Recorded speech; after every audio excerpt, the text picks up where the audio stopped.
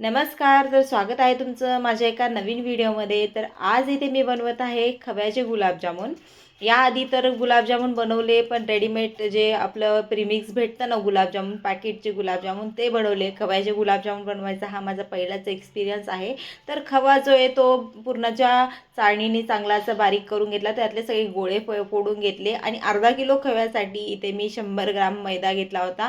आणि हा मैदा जो आहे तो खव्यामध्ये चांगला मिक्स करून घेतला. पाणी दूध काहीच मी इथे ॲड केलं नव्हतं, फक्त खव्यामध्ये हा मैदा मिक्स केला आणि 4 ते 5 मिनटं हा उंडा जो आहे चांगला मळू मळू घेतला. आणि 15 मिनटं आता मी याला रेस्टिंगसाठी ठेवते. आता उंडा रेस्टिंगसाठी ठेवला, त्यानंतर लगेच दुसरीकडे मी पाक बनवायला पाणी ठेवलं गरम करायला. आता इथे 1 किलोसाठी सॉरी एक अर्धा किलो खव्यासाठी मी इथे 1 किलो साखरेचा पाक केला होता. आम्ही गोड जास्त खातो, तुम्ही तुमच्या आवडीनुसार कमी जास्त ठेवू शकता गोडाचं प्रमाण. अधूनमधून पाकाला मी हलवत होते.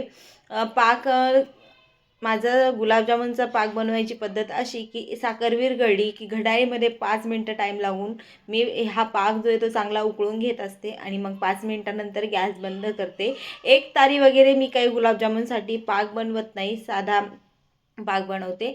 आता सगळे बॉल्स माझे जामुनचे करून रेडी होते, तर लगेच तेल तापायला ठेवलं आणि हे जामुन मी डार्क ब्राऊन होईपर्यंत छान अधूनमधून हलवत तळून घेणार आहे.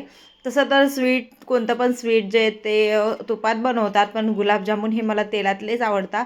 तुम्हाला आवडत असेल तर तुम्ही तुपाचा पण इथे वापर करू शकता. मी तेलातच हे सगळे जे ते तळून घेतले आणि सगळे एकदा तळून झाल्यानंतरच पाकात घाला, जेणेकरून सगळ्या गुलाबजामुनला इक्वल टाईम भेटेल पाकामध्ये जामून मुरण्यासाठी. नाहीतर आधीचे गुलाबजामुन घातलेले भिजट होऊन जातात आणि नंतरचे गुलाबजामुन तसेच राहतात. त्यामुळं सगळे गुलाबजामुन तळून झाल्यानंतरच मग ते पाकात सोडा. तर आता इथे माझे हे सगळे जामून जे ते तळून झाले होते, तर गरम गरम पाकामध्ये मी सगळे सोडून देते आणि एक 20 मिनटं पाकामध्ये हे छान मुरल्या जातील आणि त्यानंतर हे जामून जे आहे ते खाण्यासाठी आपल्याला रेडी आहे.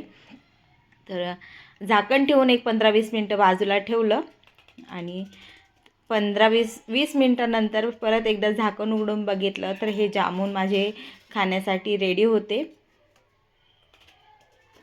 आणि असे हे माझे खव्याचे गुलाबजामुन बनवून तयार आहे. तुम्हाला जर माझे व्हिडिओ आवडत असतील तर प्लीज व्हिडिओला लाईक करा, शेअर करा, चॅनलला सबस्क्राईब करा आणि तुम्हाला माझे व्हिडिओ कसे वाटत आहेत ते मला कमेंट करून एकदा नक्की सांगा.